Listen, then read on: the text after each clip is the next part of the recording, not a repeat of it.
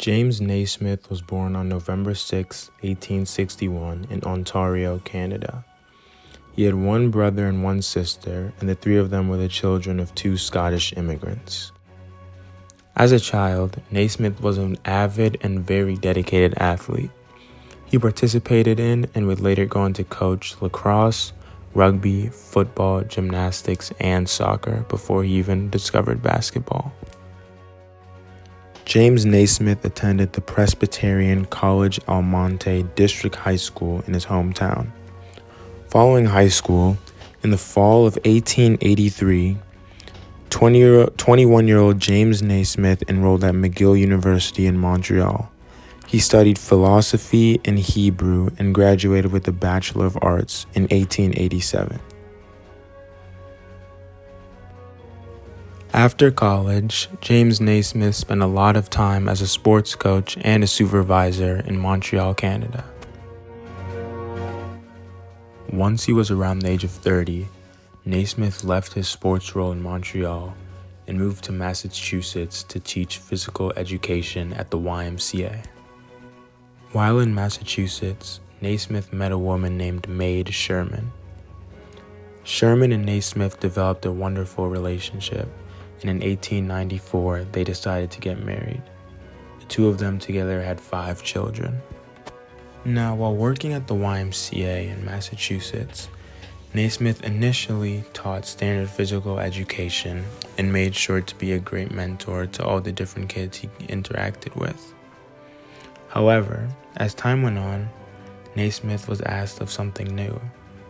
He was tasked with the objective of creating a competitive but not too physical indoor sport that athletes could play during the cold winter months.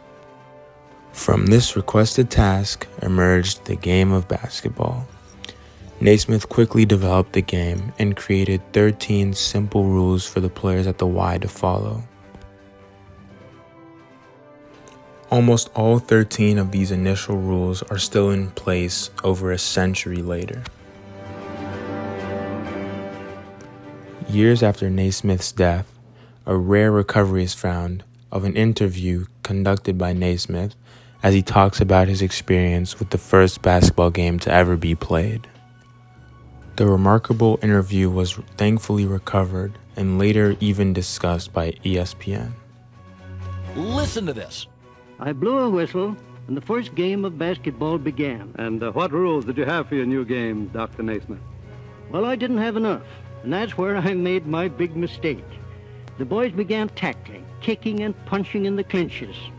They ended up in a free-for-all in the middle of the gym floor. Before I could pull them apart, one boy was knocked out, several of them had black eyes, and one had a dislocated shoulder. It certainly was murder. Well, after that first match, I was afraid they'd kill each other, but they kept nagging me to let them play again. So I made up some more rules. The most important one was that there should be no running with the ball. That stopped tackling and slugging. We tried out the game with those rules, and we didn't have one casualty. We had a fine, clean sport. Is that amazing? We had that he is describing in the history of basketball. The first time in 1891 in a gym in Kansas, they attempted it. The game of basketball started out with 2 10-foot peach baskets and a soccer ball and would later evolve throughout the years. After its creation in 1891, basketball quickly became popular and was able to go international after just 2 years. Approximately 10 years later, basketball would serve as a demonstration sport for the Olympics in 1904. And by 1936, it became an official event of the Summer Olympics. Despite his recent success and creation of this new sport, Naismith was still very dedicated to teaching physical education. In 1898, he moved to Denver to get his medical degree and then went on to the University of Kansas, where he started their men's basketball team. By the end of the century, enough colleges had basketball teams that intercollegiate competition was finally possible. Naismith would go on to have a long and historic career coaching at the University of Kansas. He spent more than 4 decades at the university.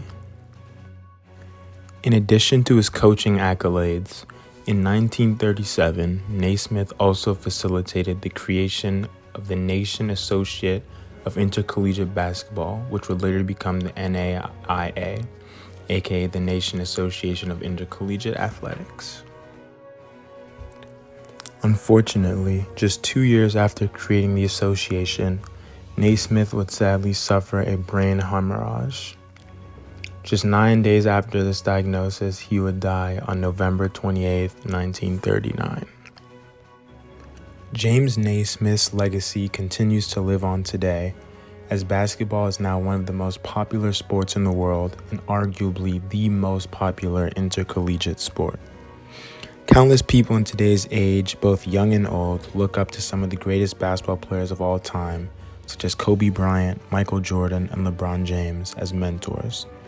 These players are not only great athletes, but have also given back to their communities, spoke out against injustices within our country, and continue to work to leave a positive impact both on the game of basketball as well as on the world around them. Without James Naismith, this wonderful sport, as well as the connections, mentorship, and integrity that we see come from it today, would have never been possible.